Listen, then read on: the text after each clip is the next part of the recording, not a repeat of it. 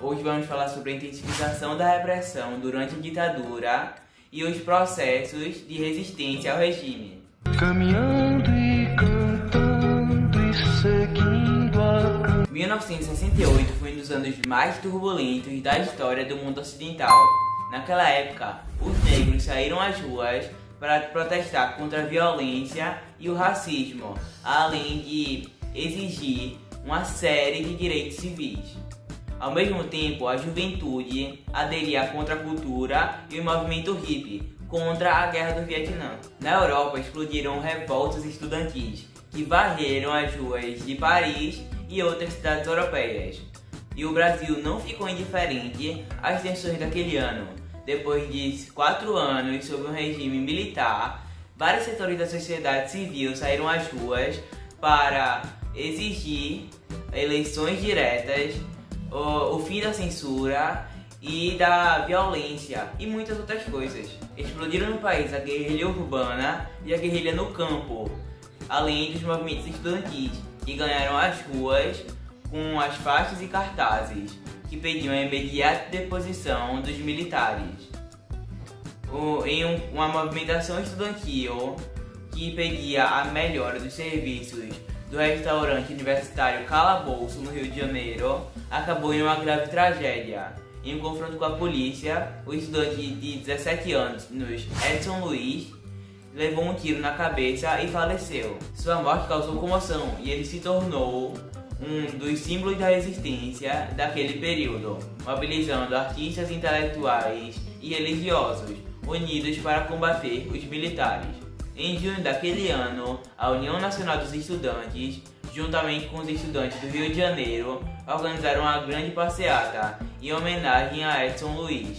A passeata dos 100 mil, como ficou conhecida, contou com o apoio de vários setores da sociedade brasileira e foi um dos momentos de maior pressão sobre o governo brasileiro.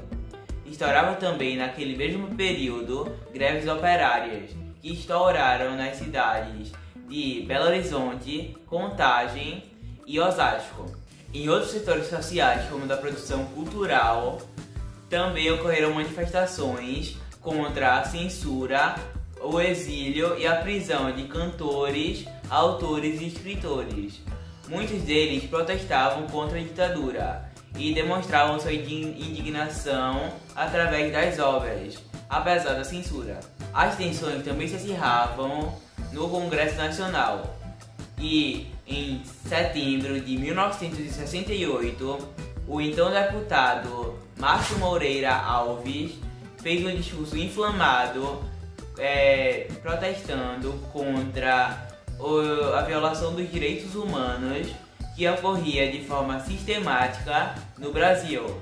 O parlamentar sugeriu o boicote às paradas em comemoração ao dia 7 de setembro, que aconteceria naquele mês. Esse discurso gerou uma crise política entre o governo e o Congresso, o que fez com que a cúpula das Forças Armadas exigisse do presidente medidas mais autoritárias e restritivas contra seus opositores.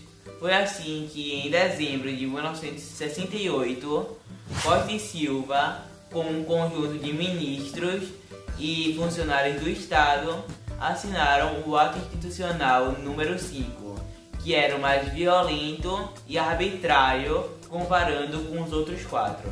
A partir de então, seriam impostas medidas mais repressivas também à população brasileira, e com o novo ato, o presidente liderou uma reforma na Constituição de 1967, dando mais poderes para si.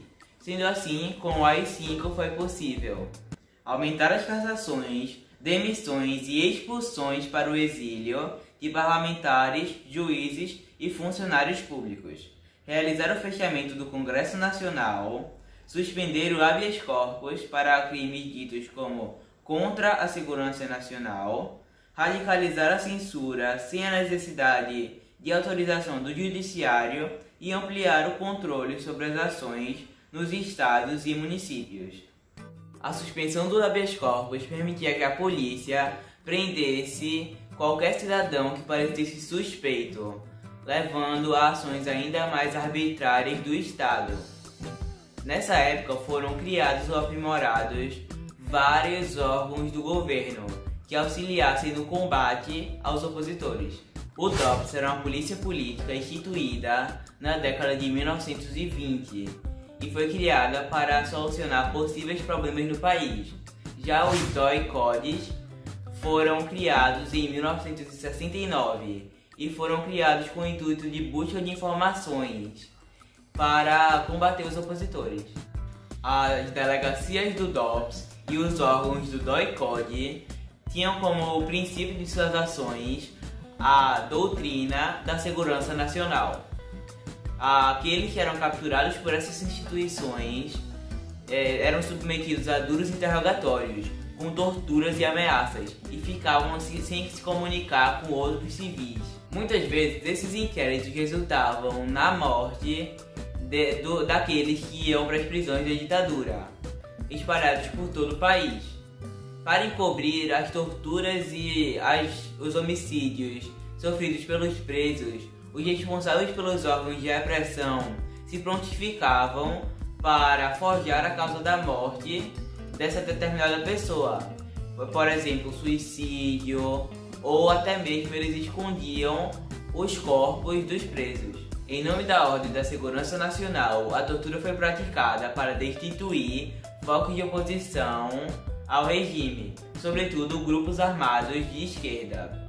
Esses grupos eram formados por jovens e militares que viviam na clandestinidade e acreditavam que a luta armada era a melhor forma de acabar com a ditadura.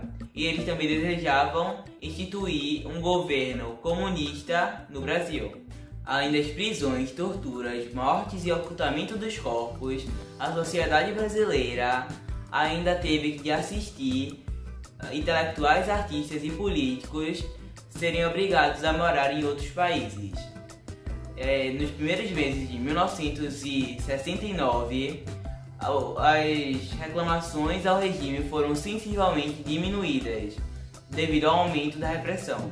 No decorrer do ano, o presidente Costa e Silva passou por uma série de problemas de saúde, que se agravou em agosto, culminando em um AVC. Por causa disso, ele foi afastado da presidência. O vice-presidente, que era o civil Pedro Aleixo, representava uma ameaça à comunidade do regime militar e por isso foi impossibilitado de assumir o poder. Assim, houve a necessidade de se estabelecer uma junta governativa provisória, liderada por representantes das Forças Armadas. Depois de algumas semanas, foi escolhido o novo presidente, o general Emílio Médici. Ele era ex-chefe do SNI e um representante da linha dura. Durante a ditadura civil-militar, vimos que vários setores da sociedade civil brasileira se articularam para protestar contra a nova ordem estabelecida no país. Então, vamos analisar algumas dessas manifestações. Somos todos iguais. Estudantes de várias partes do país se articularam para protestar contra o novo regime estabelecido no país. Mas não está certo dizer que todos os estudantes pensavam da mesma forma, pois naquela época as opiniões da sociedade estavam bastante divididas entre aqueles que apoiavam o novo regime e aqueles que eram contra o regime.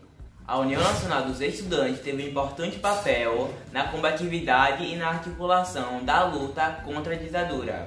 Como instituição atuante, ela organizou debates, passeatas, manifestações e muitos outros eventos, além de ter financiado a produção de livros e artigos de opinião. As universidades federais eram grandes centros de discussão sobre a política nacional e de resistências militares. Agora vamos falar sobre os jornais de oposição, outro movimento de resistência. Dados ou não, nas escolas, Nem todos os jornais se posicionaram de forma contrária ao regime. Muito pelo contrário, muitos meios de comunicação estavam do lado dos militares para se beneficiar economicamente em um novo regime. As empresas pertencentes ao jornalista e empresário Roberto Marinho estiveram do lado dos militares, como a Rede Globo, que em 2013 publicou um editorial se desculpando pelo apoio dado aos militares. Entre os anos de 1972 e 1977, o jornal Opinião destacou-se como um periódico semanal, que tinha um trabalho de diversos profissionais do cenário oposto ao jornalismo. Muitos deles eram opositores ao regime. O jornal chegou a vender 40.000 cópias semanais, tiragem parecida com os jornais grandes daquela época. Outro importante jornal que surgiu naquela época foi o Pasquim, criado em 1969, que tinha caráter humorístico. A publicação contava com a participação de intelectuais e jornalistas de grande relevância no cenário nacional. O jornal chegou a ser um dos mais vendidos no país, vendendo 250.000 cópias semanais. E não pense que esses jornais eram vendidos de forma fácil, expostos nas vitrines das bancas de revista. Era mais ou menos assim. Oi, aí tem o Pasquim pra vender? E você é policial? Eu tenho cara de policial? Então tá, aqui ó.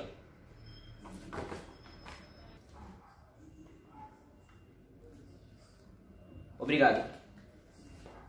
Agora vamos falar sobre outro movimento de resistência, a arte engajada. Ruas, campos, construções, Durante o governo dos militares, muitos artistas usaram da criatividade como ferramenta de contestação. Eles se posicionavam de forma engajada, ou seja, fazendo oposição e combatendo os militares. Muitas obras tocavam em temas delicados, como a violência, a censura, os direitos humanos e as desigualdades. Destacaram-se nesse contexto as músicas de protesto, que despertaram corações e mentes para o delicado momento político. Os cantores e compositores da nova modalidade musical usavam estruturas rítmicas nacionais como o samba em suas obras. Entre tantos destaques daquela época, os principais eram Caetano Veloso, Chico Buarque, Nara Leão e Geraldo Vandré. Não sei se vocês perceberam, mas nesses vídeos da ditadura eu venho colocando músicas de oposição. Por exemplo, no vídeo do golpe de 64 eu coloquei a música Cálice, de Chico Buarque. Pai, afasta de mim esse cálice. Pai, afasta de mim. No vídeo dos atos institucionais, eu coloquei a música Apesar de Você, também de Chico Buarque. Apesar de você, amanhã há de ser outro dia. E nesse vídeo, eu tô colocando a música Pra Não Dizer Que Não Falei das Flores, de Geraldo Vandré. caminhando e cantando e seguindo a canção. Somos Dentre essas três músicas, só o Cálice e o Pra Não Dizer Que Não Falei das Flores foram censurados. A música Apesar de Você não foi censurado, porque Chico Buarque foi muito inteligente. Quando ele foi mandar a música para poder ser verificada, para ver se não tinha nenhum indício de oposição, ele não mandou com o nome dele, ele mandou com o nome Julinho de Adelaide, que era o pseudônimo dele, para poder os militares não fazerem vista grossa e deixar essa música passar. Outros movimentos musicais também se fizeram presentes na mesma época. A Jovem Guarda animava as noites da juventude com o rock. O ritmo já tinha ganhado grande repercussão na Europa e nos Estados Unidos, chegando no Brasil no final da década de 50. E seus principais representantes eram Roberto Carlos, Wanderleia e Erasmo Carlos. Mas diferentemente das músicas de protesto, as músicas da Jovem Guarda não possuíam o engajamento político da época. A maioria das músicas era alegre e divertida, sem fazer qualquer crítica ao regime. Naquele período, o rock era visto por muitos inimigos da ditadura como uma música de jovens alienados e colonizados pela cultura de massa norte-americana. Em 1967 surgiu outro movimento artístico, o tropicalismo, que era cheio de experimentação e criatividade e trouxe um repertório muito bom para a cultura musical brasileira. O movimento criado por Caetano Veloso e Gilberto Gil teve também como participação os músicos e artistas Torquato Neto, Tom Zé e os Mutantes. A proposta também teve repercussão nas artes plásticas, como as obras de Hélio Oiticica. Os pontos de encontro dos artistas eram os festivais nacionais de música, que eram financiados pelas grandes emissoras de rádio e televisão, como a Record, a Tupi e a Globo. E elas eram uma grande oportunidade para surgir novos talentos. Agora, por último, mas não menos importante dos movimentos de resistência, vamos falar sobre a luta armada.